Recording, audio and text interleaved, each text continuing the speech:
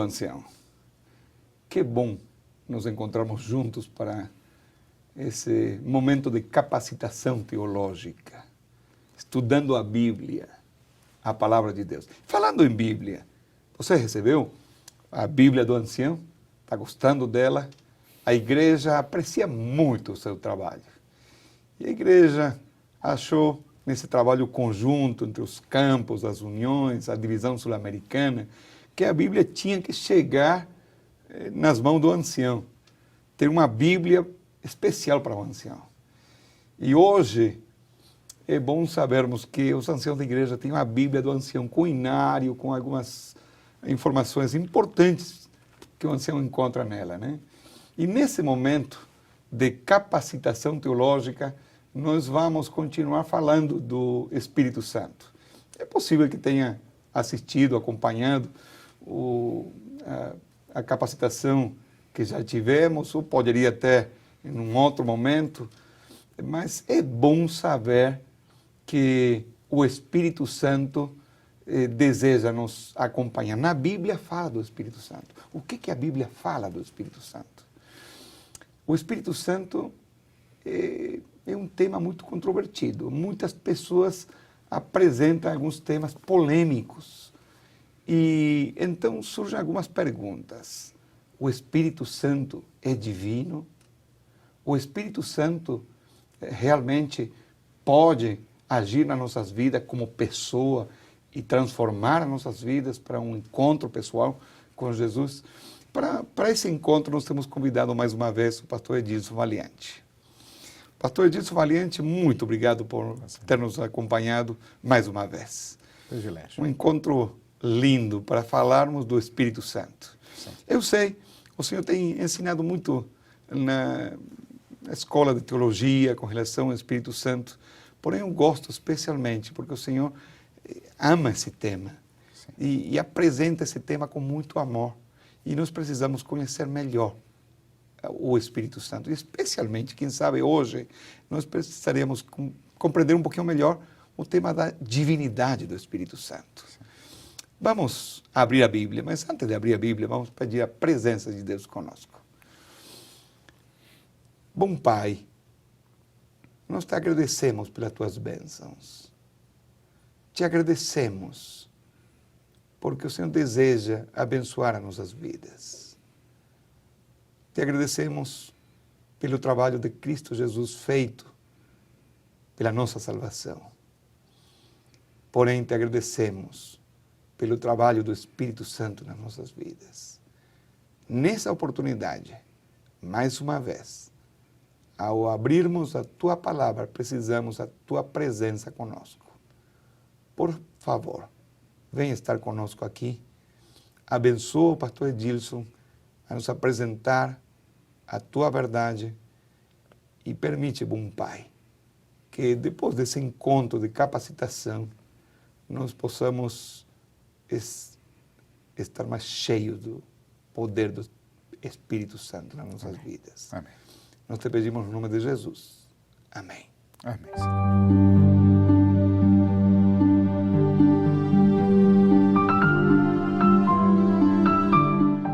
A divindade do Espírito Santo. Surge, obviamente, a pergunta: é o Espírito Santo Deus? Gostaria de ler com vocês um texto de Ellen White que, para mim, é muito importante. Cristo, o grande mestre, possuía uma ilimitada variedade de assuntos que escolher, mas aquele em quem mais longamente demorava era a dotação do Espírito Santo. O tema predileto de Jesus era o Espírito. O entendimento correto a respeito da obra do Espírito Santo, aquilo que ele faz por nós, está diretamente ligada à natureza do Espírito Santo, quem ele é.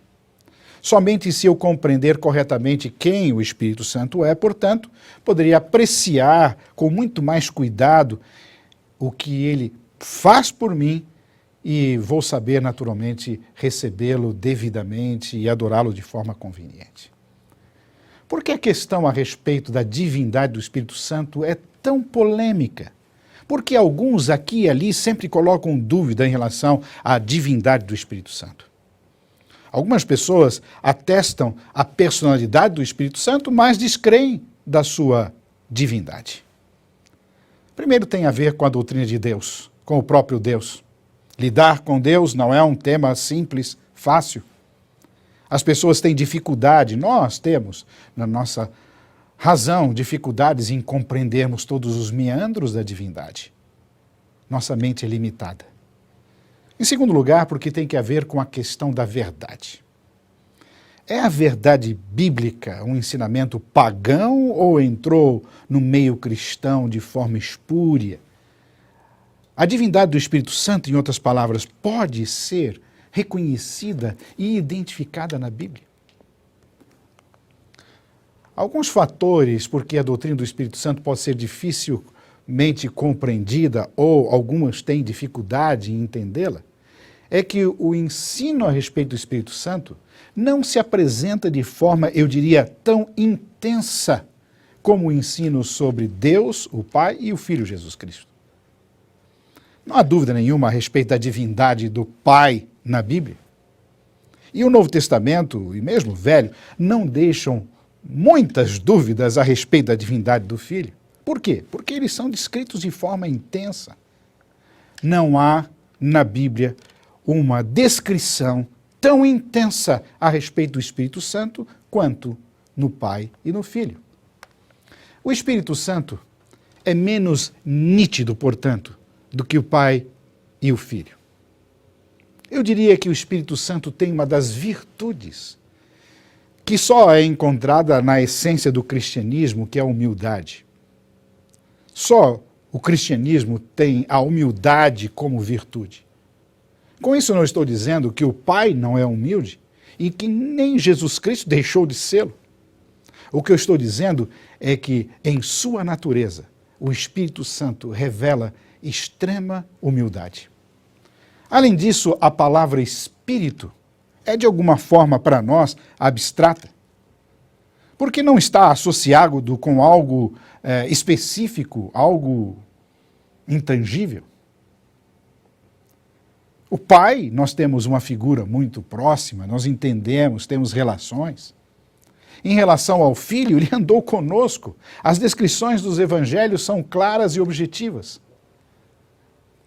Mas não existe uma associação assim tão clara e objetiva associada à pessoa do Espírito Santo. Outro assunto que temos que observar é que, quando estamos lidando com o divino, nós nos encontramos, repito, diante do mistério. E isso deve ser compreendido. Algumas pessoas dizem que o Espírito não é Deus, talvez nem seja uma pessoa, porque pneuma, que é o termo grego usado para descrever o Espírito Santo, e é óbvio que no Espírito Santo, no conceito da revelação progressiva, é onde o Espírito Santo aparece com mais intensidade. O Espírito Santo, ou pneuma, é, no grego, uma palavra neutra. Não é masculino nem feminino. E por isso algumas pessoas dizem, está vendo? O Espírito Santo, ele não é nem uma pessoa e muito menos um Deus, porque o próprio texto grego o trata na forma do neutro. Nós não temos no português o neutro. No português nós temos o masculino e o feminino. No inglês nós temos o neutro. E que nós usamos para descrever as coisas, o it, são coisas. Mas alguns tentam identificar a língua inglesa com a linguagem do Novo Testamento, e isso não é possível. Em outras palavras, o neutro no grego não é exatamente como o neutro nas línguas modernas, como no alemão ou no inglês. Por exemplo, eu vou dar apenas esse exemplo, existem outros. Em grego, criança é neutro, mas ninguém deixaria ou teria dúvidas de que criança é uma pessoa que nós identificamos como um ser humano. Portanto, essa questão do da neutralidade da palavra pneuma não deve ser tida aqui como uma razão para descrermos ou da personalidade ou da divindade do Espírito Santo. Uma regra bíblica se aplica aqui. Reconhecemos apenas o que a Bíblia diz. 1 Coríntios 4, verso 6, que nós não devemos ir além das Escrituras. Deuteronômio 29, 29 nos ajudariam também aqui. Aquilo que está revelado, tudo bem, está revelado. Aquilo que não está, nós devíamos colocar no campo da fé. Mas há indícios, sim, da personalidade e da divindade do Espírito Santo no texto da Bíblia. Os mistérios da Bíblia, longe de serem um argumento contra ela, acham-se entre as maiores evidências da inspiração divina. Se não contivesse outras referências a Deus que não as que possamos compreender, se pudéssemos, em sua grandeza e majestade, ser apreendidas pela mente finita, então a Bíblia não teria infalíveis evidências de sua origem divina como tem. Portanto, quando a Bíblia ela apresenta algumas coisas que nós não podemos captar na sua essência, isso prova que esta Bíblia ela teve uma origem muito mais divina do que as pessoas por aí querem colocar. Essa é uma citação de Ellen White do livro Educação. Outra citação dela, e que nos ajuda a compreender bastante em relação à divindade do Espírito Santo. Não é essencial que sejamos capazes de definir exatamente como seja o Espírito Santo, como algumas pessoas querem. Ela continua. A natureza do Espírito Santo é um mistério. Os homens, os seres humanos, não a podem explicar. Por quê? Porque o Senhor não nas revelou. Com fantasiosos pontos de vista, podem se reunir passagens da Escritura e dar-lhes um significado humano, mas a citação desses pontos de vista não fortalecerá a Igreja com relação a tais mistérios demasiadamente profundos para o entendimento humano. Ela conclui com uma frase espetacular: o silêncio é ouro. Existem versos e passagens na Bíblia que identificam o Espírito Santo com Deus. Nós vamos ter uma porção delas aqui. Eu gostaria de destacar apenas uma, vocês depois podem buscar esses textos. Eu vou ler Isaías, capítulo 6, e depois vou ler o texto de Atos, capítulo 28. Se você tiver uma Bíblia aí, pode pegar juntamente comigo e aqui fazermos essa leitura desse texto importante para Isaías, porque aqui reflete o seu chamado. Vou ler os versículos 8 e 9. Depois disso, ouvi a voz do Senhor, que dizia: a quem enviarei? E quem há de ir por nós? Disse eu: eis-me aqui, envie-me a mim. Então disse ele: vai e dize estas coisas ao povo. Ouvi, ouvi, e não entendais. Vede, vede, mas não percebais. Esse texto claramente nos mostra que é o Senhor, e não há dúvidas aqui de que é o Pai, que é Deus, que simplesmente diz: a quem enviarei? Não há dúvidas disso. E, aliás, usa aqui novamente o pronome no plural. Isso também dá uma pista muito grande dessa pluralidade na natureza de Deus. E quem há de ir por nós? E aí, então, a resposta é clara. Isaías diz: eis-me aqui, envie-me a mim. Então, ele disse, Deus disse: vai e dize isto ao povo. E tem uma mensagem, e a mensagem está aqui iniciando no verso 9, e ela vai nos versos seguintes. Agora eu gostaria de levá-los a Atos, no capítulo 28. Vamos ao livro de Atos.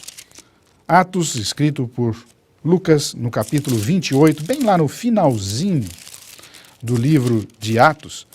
Há um texto aqui que nos ajuda a entendermos um pouco a respeito desse Deus Espírito Santo. Eu vou ler os versículos bem lá no final do texto, versos 25 a 27. Havendo discordância entre eles, despediram, dizendo, Paulo, estas palavras. Bem falou o Espírito Santo a vossos pais, por intermédio do profeta Isaías, quando disse, vai a esse povo e dize, dê ouvido, ouvireis, e não entendereis, vendo, vereis, e não percebereis. O texto de Isaías deixa muito claro de que lá é Deus, o Pai, Jeová, Yahweh, falando.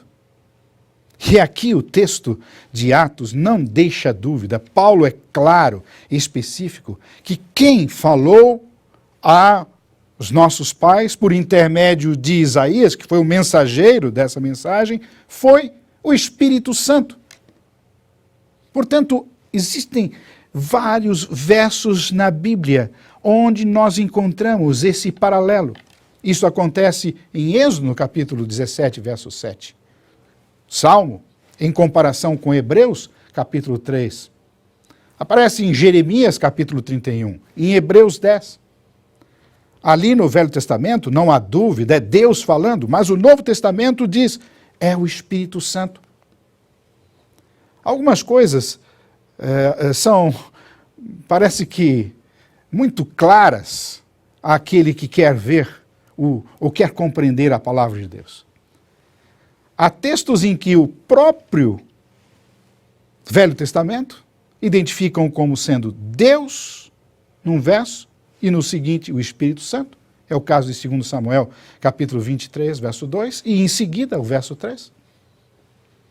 É o caso de Isaías, capítulo 63, e Deuteronômio, capítulo 32. E no Novo Testamento existem esse mesmo tipo de fato. Textos do Novo Testamento indicam a divindade. Vamos ler este. Aqui na carta de Paulo aos Coríntios, quando aqui está se referindo aos dons espirituais. Gostaria de ler no capítulo 12, o verso 11. Verso 11 diz, mas um só e o mesmo Espírito realiza todas essas coisas, distribuindo-as, os dons, como lhe apraz, a cada um individualmente. Quem é que está aqui realizando essa distribuição dos dons? É o Espírito. Vejam o verso 28, lá no final. A uns estabeleceu Deus na igreja, primeiramente apóstolos, em segundo lugar profetas, em terceiro lugar mestres, depois operadores de milagres. E repete a mesma lista que nos versos anteriores foram atribuídos ao Espírito Santo como distribuindo. Em outras palavras, no verso 11, é o Espírito que distribui. No verso 28, é Deus que distribui os dons. Portanto, nós temos vários versos bíblicos que nos ajudam a identificar o Espírito Santo como sendo Deus. Eu coloquei aqui uma tabela e você, naturalmente, depois vai ter a oportunidade de se debruçar sobre ela e analisar com cuidados. O que eu quero dizer aqui com esses textos é que há atributos que são essencialmente divinos. Eternidade, onisciência, onipotência, onipresença, a ação criadora, a divindade, são, diríamos, características que só existem em Deus, são atributos divinos. A teologia chama isso de atributos não comunicáveis, pertencem à essência do Deus verdadeiro. E nós percebemos nessa tabela que eu aqui apenas estou comparando o Pai e o Espírito Santo, poderia ter uma outra coluna também em relação a Jesus Cristo, seria exatamente a mesma coisa. Vamos ler um texto, uma comparação. O Salmo, capítulo 90, verso 2, vamos lá ao livro de Salmo. O salmista capítulo 90, o verso 2, diz: Antes que os montes nascessem e se formassem a terra e o mundo, de eternidade a eternidade, tu és Deus. Não há dúvida que esse verso está falando a respeito da eternidade de Deus, um atributo essencialmente divino.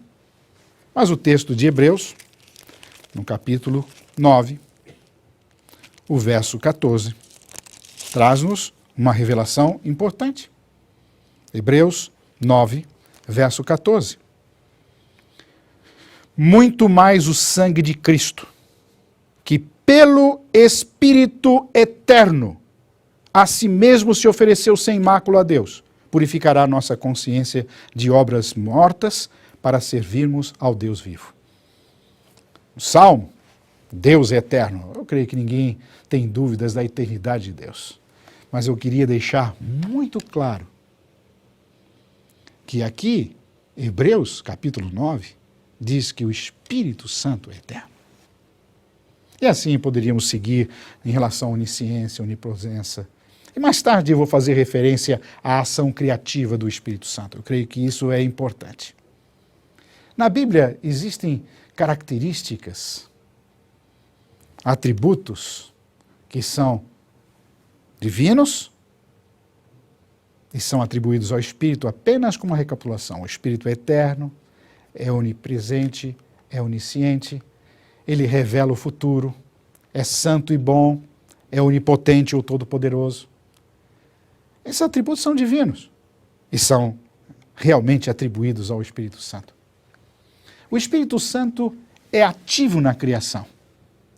Vejam esse texto de Jó. E poderia ler o texto do Salmo 104, verso 30, ou então Isaías 40, que falam a respeito do poder criador do Espírito Santo. Mas vamos ler Jó. O Espírito de Deus me fez, diz Jó, e a inspiração do Todo-Poderoso me deu vida. O Espírito Santo é ativo, ou foi ativo na criação. Eu não preciso apenas usar o texto de Gênesis 1, verso 2, que diz que o Espírito de Deus pairava sobre as águas quando da criação desse planeta. Eu creio que vocês não têm dúvidas quanto ao poder criativo de Deus, como registrado em Isaías, no capítulo 64, o verso 8. O Espírito Santo, ele ressuscita mortos. Vejam o texto de Romanos, capítulo 8, verso 11. E se o Espírito daquele que deste os mortos ressuscitou a Jesus, habita em nós, aquele que dentre os mortos ressuscitou a Cristo, também vivificará os vossos corpos mortais pelo seu Espírito, que em nós habita. Portanto, o poder de ressuscitar, que é um poder essencialmente divino, é colocado sobre o Espírito Santo. Naturalmente, Deus ressuscita dos mortos, nós temos textos claros em João, capítulo 5, verso 21, e João 11, verso 25, eu creio que não há dúvida nenhuma a respeito disso.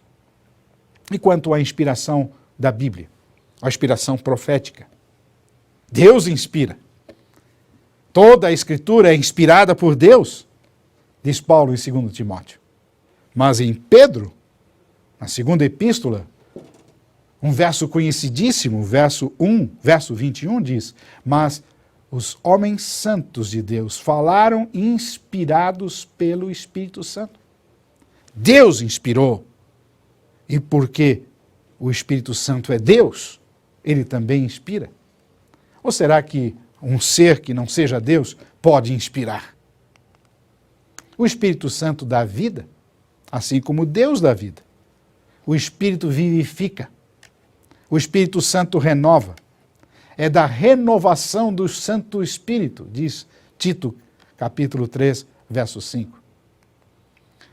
Além de possuir características, ou diríamos, elementos essenciais à natureza divina, o Espírito Santo na Bíblia também possui títulos que são divinos.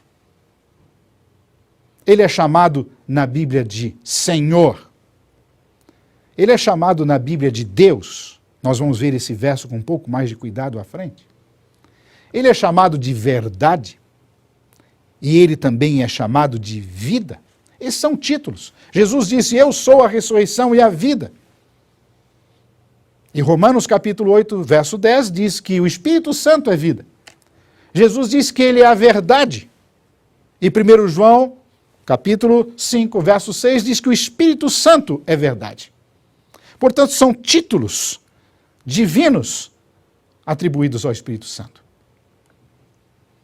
E aqui então eu gostaria de dedicar uma atenção peculiar a esse texto de Atos no capítulo 5, versículos de 3 em diante.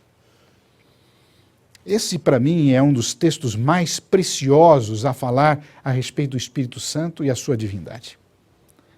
O texto diz, no verso 3, por que encheu Satanás o teu coração, falando a Ananias, para que mentisses ao Espírito Santo e retivertes parte do preço da herdade? Repito, você, disse Pedro, mentiu ao Espírito Santo. E no verso seguinte, imediatamente depois, no verso 4, ele diz, não mentistes aos homens, mas a Deus. Portanto, para Pedro, mentir para o Espírito Santo e mentir a Deus são exatamente a mesma coisa. O Espírito Santo, nesse texto, não há dúvida, é igual a Deus.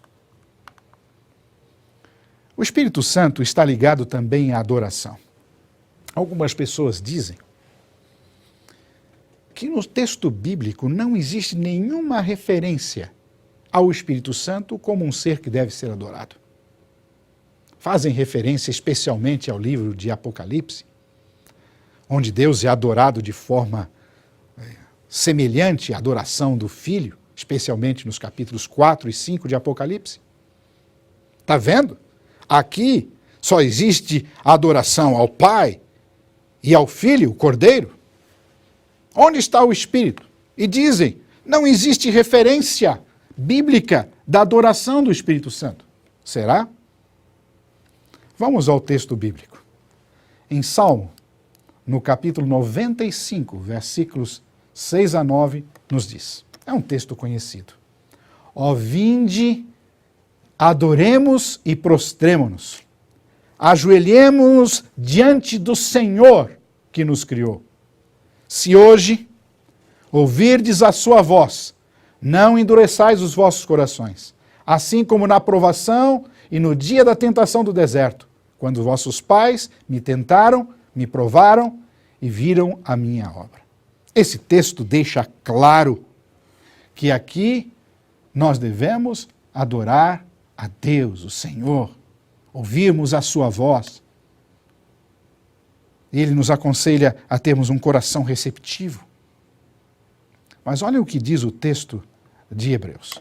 Hebreus capítulo 3, e eu gostaria de levá-los à leitura desse texto.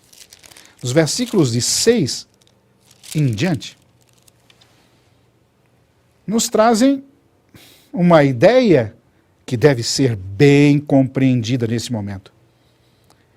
Verso 6 diz, Cristo, porém, como Filho, em sua casa, a qual casa somos nós, se guardarmos firme até o fim a ousadia e a exultação da esperança. E agora vem uma citação do texto do livro do Salmo, capítulo 95. Assim, pois, diz Hebreus, como diz o Espírito Santo, hoje, se ouvirdes a sua voz, não endureçais o vosso coração, como foi na provação no dia da tentação no deserto, onde os vossos pais me tentaram, pondo-me à prova, e viram as obras por 40 anos. Vejam, portanto, que aqui é o Espírito Santo que deve ser adorado. É incorporada a ideia do capítulo 95 de Salmos. Vinde e adoremo-nos, prostremo-nos, ajoelhemo-nos diante do Senhor. E aqui Paulo diz que é o Espírito Santo que faz parte desse contexto. Concluímos, o Senhor, para quem o salmista nos convida a orar, é o mesmo que foi testado lá pelos israelitas no deserto. Portanto, o Espírito Santo na Bíblia também é adorado. O Espírito Santo é Deus, não há dúvida. Um dos versos mais ricos da Bíblia que falam da identidade da divindade é colocado por Mateus no seu Evangelho, naquilo que nós chamamos a Grande Comissão. No Ide de Mateus está claramente a indicação do que aqueles que aceitam a Jesus Cristo devem ser batizados no nome do Pai, do Filho e do Espírito Santo. Vejam que o texto não diz nos nomes, eu até pus em negrito aqui nesse slide, nos nomes do Pai, do Filho e do Espírito Santo. É no nome, porque há uma unidade. Eu não posso ser batizado só por um, por outro, pelo outro. Não. É no nome do Pai, do Filho e do Espírito Santo. Na Bíblia, o nome é também uma expressão de caráter que indica a personalidade de uma pessoa. Deus é um em 3 pessoas. Aqui eu gostaria de destacar que é tão claro, tão objetivo o texto de Mateus, que alguns dizem, mas sabe, tem um problema aqui. Esse texto não está no original. Foi um acréscimo. Foi colocado depois. Há um problema aqui de transmissão do texto bíblico. Se nós pegarmos um texto do Novo Testamento grego, com um aparato crítico, em outras palavras, depois do texto vem ali os comentários das possíveis variantes desse texto, ou a não existência dele em algum texto importante, nós verificaremos que não há nenhum problema. Os mais importantes manuscritos do livro de Mateus trazem exatamente essa fórmula trinitariana para referir-se ao batismo. Não há dúvida a respeito disso. Deixaria claro também que algumas pessoas, ao lerem depois em relação que a pessoa foi batizado em Jesus Cristo, ou no nome de Jesus Cristo, em vários lugares no Novo Testamento, como a prova de que as pessoas não eram batizadas no nome do Pai, só no nome de Jesus Cristo. Aqui a Bíblia faz uma diferença entre 2 batizadores. Na Bíblia existem 2 que batizam. Há o batismo de João, chamado batista, é o batismo do arrependimento, e há o batismo cristão, ou em Cristo, que é em nome do Pai, do Filho e do Espírito Santo. O batismo de João, ele é distinto do batismo de Jesus Cristo. E a Bíblia deixa isso muito claro, Atos capítulo 19.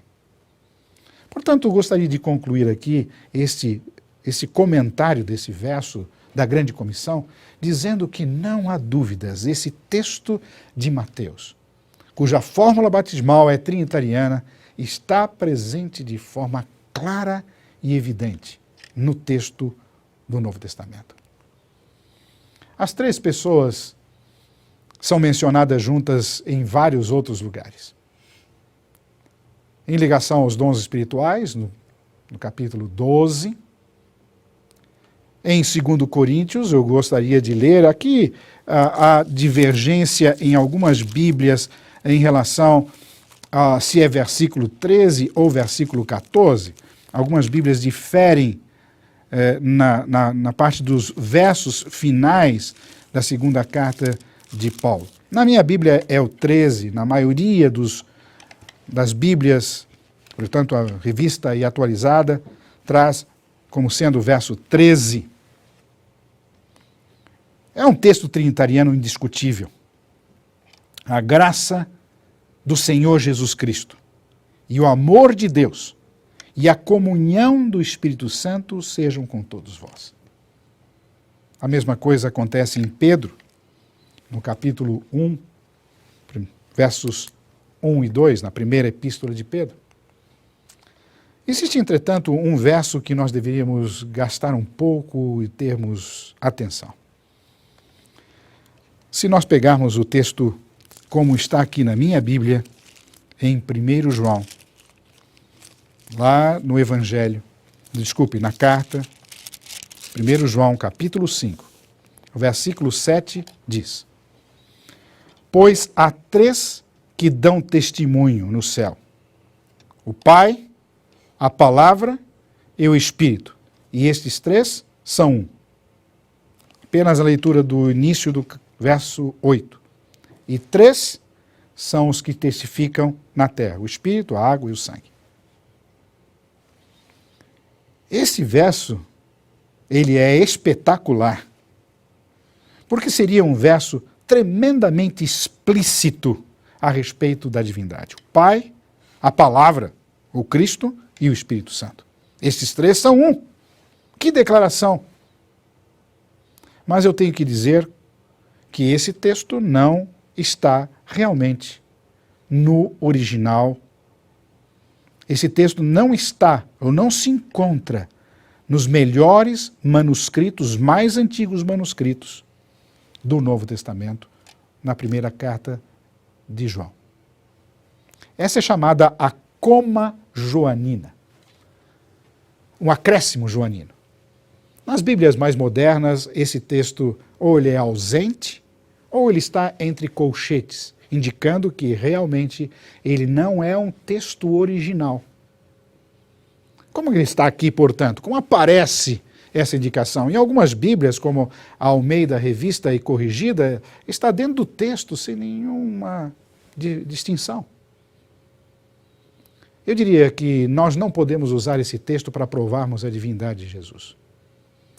Esse texto tem uma origem obscura.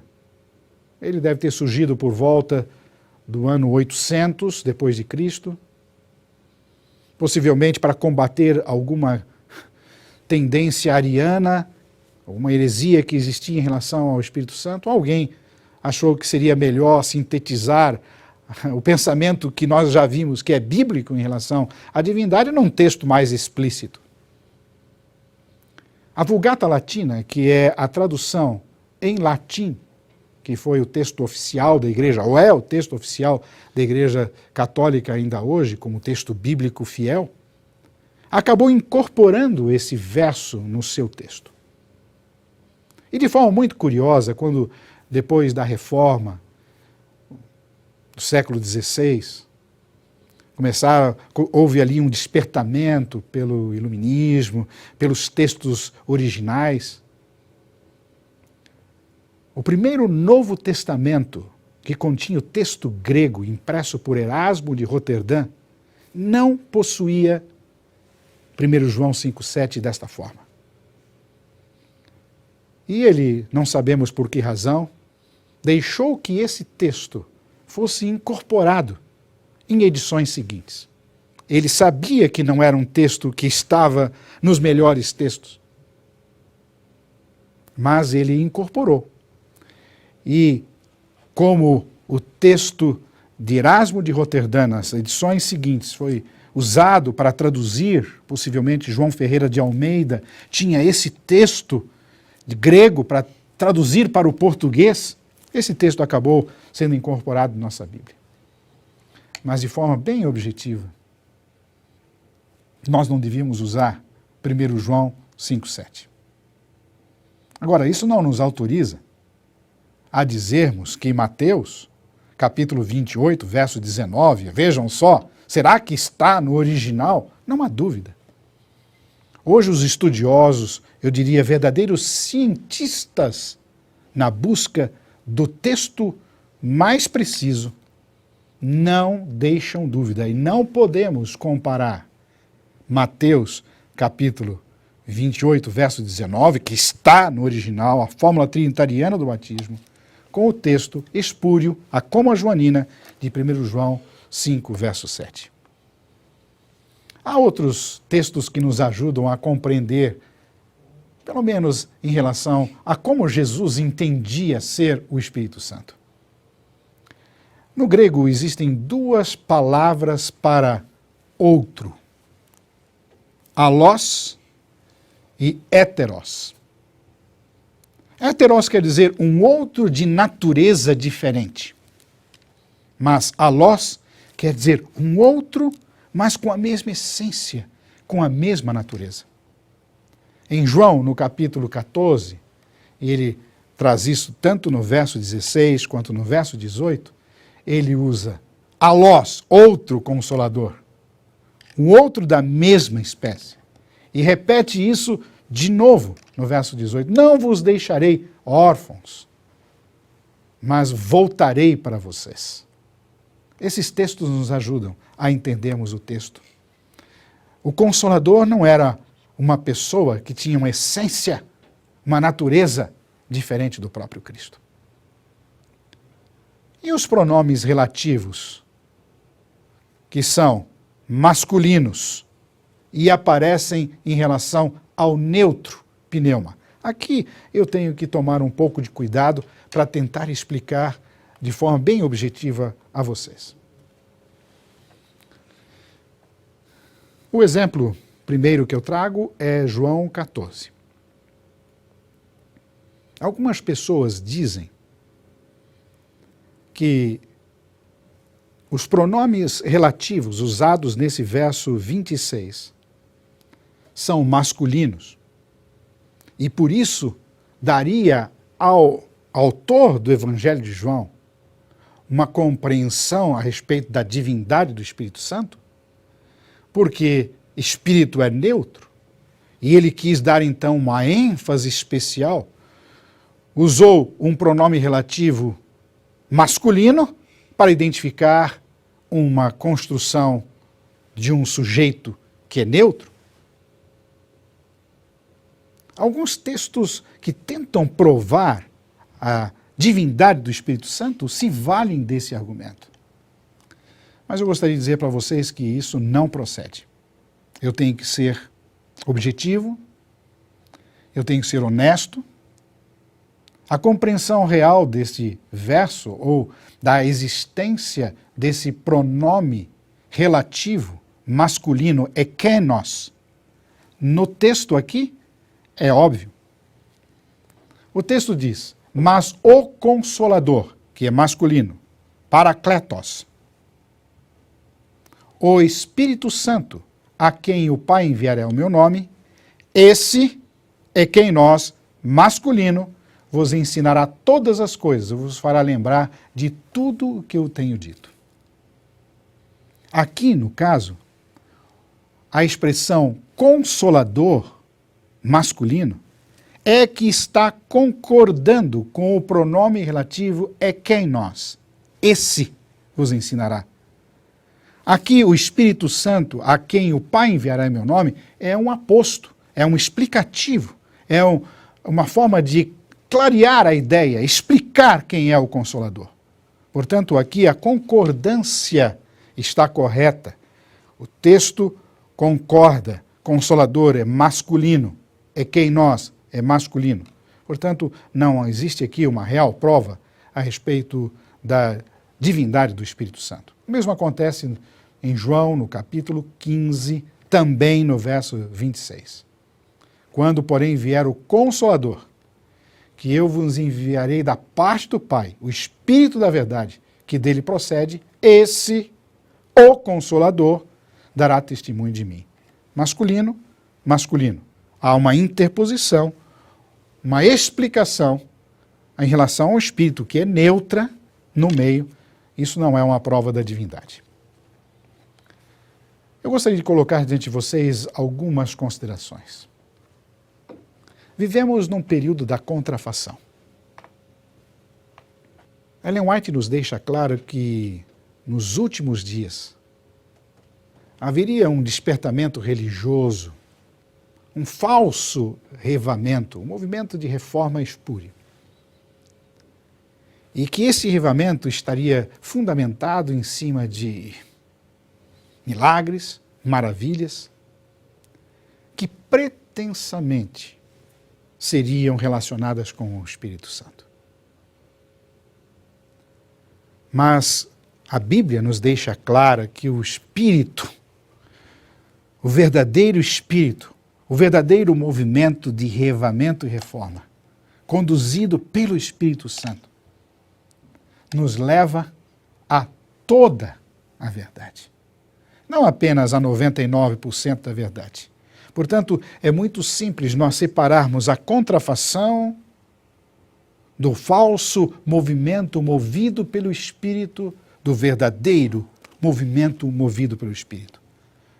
O Espírito que inspirou a palavra de Deus, ele nos leva à compreensão de toda a verdade. Portanto, se algum movimento religioso se diz possuidor do Espírito Santo, mas não segue a palavra de Deus em toda a verdade, a conclusão é óbvia. O Espírito, ele transforma pessoas, convence. Talvez a obra mais importante do Espírito Santo, depois de entendermos que ele é Deus, ele nos convence do pecado, da justiça e do juízo e nos conduz aos frutos do Espírito. Amor, paz, longanimidade, benignidade, fidelidade, mansidão, domínio próprio, temperança. E os sinais e prodígios que vemos? São eles realmente obra do Espírito? Ellen White tem um texto no livro Grande Conflito que nos ajuda aqui. Servos de Deus, diz ela, com o rosto iluminado e a resplender de santa consagração, apressar-se-ão de um lugar para o outro para proclamar a mensagem do céu. Ela está falando do final dos tempos, quando a igreja realmente estiver movida pelo Espírito, no verdadeiro movimento de reavivamento e reforma, na proclamação daquilo que nós chamamos a chuva serôdia. Por milhares de vozes em toda a extensão da terra será dada a advertência. E ela diz, operar-se-ão prodígios, os doentes serão curados, e sinais e maravilhas seguirão os crentes. Mas logo na frase seguinte ela diz, Satanás também opera com prodígios de mentira. Faz mesmo descer fogo do céu à vista dos homens. Assim os habitantes da terra serão levados a decidir-se. Nós temos a consciência pela Bíblia, o próprio Jesus disse isso, que se possível fora, o que haveria? Eles enganariam até os próprios escolhidos. Sinais e prodígios não são a autenticação exclusiva da obra do Espírito Santo. Infelizmente, Satanás enganará muitos e fará prodígios, sinais e maravilhas. Portanto, o verdadeiro movimento que é guiado pelo Espírito, ele não se centra nos milagres e prodígios. Ele se preocupa com a pregação da verdade, com a proclamação de Jesus Cristo. E qual para mim é a maior prova da plenitude do Espírito Santo e da divindade do Espírito Santo? Isto está claro, Jesus deixou isso de forma bem objetiva. Já falei, ele conduz à verdade, a 100% da verdade, mas Jesus complementa. Ele diz que o Espírito Santo não falará de si mesmo. A obra do Espírito é gestar a igreja, o corpo cuja cabeça é Cristo. O Espírito Santo não fala de si mesmo. Ele fala de quem? O próprio Jesus disse, ele testifica de mim. Lembram-se quando disse que o Espírito Santo é um ser divino humilde? O Espírito Santo, ele simplesmente fala de Cristo. Movimentos religiosos que se centram na obra do Espírito Santo e que falam, entre aspas, do Espírito Santo, talvez estejam perdendo o foco, porque o Espírito não se coloca no holofote. Ele não fala de si mesmo. Ele fala a respeito de Jesus Cristo. O grande conflito é descrito na Bíblia desta forma. Portanto, eu gostaria de deixar com vocês a ideia de que um Deus só é representado por outro. O Espírito Santo testifica de Jesus. E por isso, nós somos cristãos. O Pai é Deus, o Filho é divino, e o Espírito Santo, o Divino Espírito Santo, é que nos convence do pecado, da justiça, do juízo. Faz com que nós deixemos de andar os caminhos da carne e que andemos no Espírito, produzindo o fruto ou os frutos do Espírito em nossa vida. Esse é o Espírito Santo que a Bíblia nos ensina. Pastor Edilson, muito obrigado pela apresentação do tema. Na verdade, esse tema da divindade do Espírito Santo é um tema lindo, interessante. Nós precisamos continuar crescendo nisso. Não há aí, dúvida, né? eu me sinto limitado a expor uma grandeza tão grande. Que pode a criatura tentar falar de um Deus tão poderoso? É isso aí, né? De um ser que nos move, né? E dependemos dele. E Né? que dependemos dele. É Em todas isso, as coisas. O nosso coração não está batendo agora por acaso, porque o Espírito, ele mantém as estruturas do planeta, na verdade. Pois é. Pastor, depois de ter ouvido a sua palestra, a sua apresentação, simples, mas profunda, que dá para entender um pouco melhor com relação ao Espírito Santo, eu tenho anotado aqui alguma pergunta, quem sabe duas perguntas que eu gostaria de fazer nessa manhã. A primeira, por que os discípulos, os apóstolos, os seguidores de Nosso Senhor Jesus Cristo não estavam preocupados em discutir com relação à divindade do Espírito Santo? É interessante essa pergunta, pastor. Obrigado por fazê-la, porque, no fundo, essa ideia de que há um único Deus, esse monoteísmo radical, não estava na mente dos discípulos. Eles compreendiam que o Pai era o Pai, que Jesus Cristo era Deus, não havia dúvidas na mente deles. Portanto, o Espírito Santo também era um fato conhecido, não era alguma coisa assim estranha. O monoteísmo radical, essa ideia de que Deus se manifesta apenas na pessoa de um ser, é alguma coisa que vem com o tempo mais tarde, mesmo dentro do judaísmo. Nesse período contemporâneo a Jesus estava Filo de Alexandria. Filo de Alexandria, ele já tinha a concepção, mesmo sendo um filósofo judeu, da compreensão dessa, entre aspas, pluralidade na pessoa de Deus. Outra razão é que eles não estavam sob a influência da nossa mentalidade ocidental, questionadora, duvidosa, nós diríamos até científica, não que eles não fossem, mas eles não estavam preocupados de como, por quê. Quando Jesus Cristo falou, olha, virá outro Consolador, virá o Espírito, ele vai fazer isso, isso, isso. Ah, não, peraí, Senhor, me explica aí, esse negócio não está bem compreendido, quer dizer que então... Não há essa mentalidade, essa preocupação na Bíblia. Mas há uma outra preocupação. É que eles se permitiram serem movidos pelo Espírito. A igreja cristã primitiva foi movida pelo Espírito Santo. Eles experimentavam o Espírito. Eles não estavam preocupados em relação à natureza do Espírito Santo. Nós não percebemos isso em Paulo. Eles não estavam preocupados com isso. Eles estavam preocupados em serem guiados pelo Espírito. Primeiro, produzindo o fruto do Espírito, que se manifesta das maneiras maravilhosas que nós lemos em Gálatas, permitindo que os dons se manifestem na igreja. Eles entendiam que o Espírito Santo era Deus, mas não estavam preocupados com isso. Uma coisa que eu creio interessante e gostaria de acrescentar nesse momento, pastor, é a questão dos milagres. Os milagres autenticavam o ministério de Jesus, como autenticaram também, ou deram autoridade à igreja cristã primitiva. Mas o milagre em si, ele não tem sentido, porque o próprio Cristo disse que Satanás tem o poder de operar milagres. É verdade. Então, o importante não são os milagres. Nos últimos tempos haverão milagres, eles serão consequência da ação do Espírito Santo na vida da igreja, na vida do crente.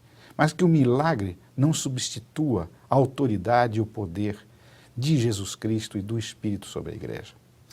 Pastor, eu agradeço essa apresentação. Eu tenho certeza que nós precisamos conhecer mais do Espírito Sem Santo dúvida. a cada dia, Sem né? dúvida. Porém, o mais importante é termos o Espírito Santo. E os frutos do Espírito Santo na nossa vida, né? Os frutos do Espírito As pessoas não Santo. estão preocupadas com isso, parece. Estão preocupados com os milagres, com as maravilhas, sinais e prodígios. Pois é. E há interessante engano que aí, os né? frutos do Espírito Santo especialmente acontece no nosso interior, É verdade. transformando nossas vidas. É verdade. E a nossa preocupação parece ser mais mostrar para o mundo que nós temos o Espírito Santo, que fazemos um milagre lá. E o importante é que a nossa vida seja transformada por Deus. É nesse mundo do maravilhoso, do espetacular, não é? Parece que o Espírito Santo ganha esse tom de um superstar que realiza milagres e curas, né? E que manipulado. Eu gostei na sua palestra aí a apresentação com relação à humildade do Espírito Santo.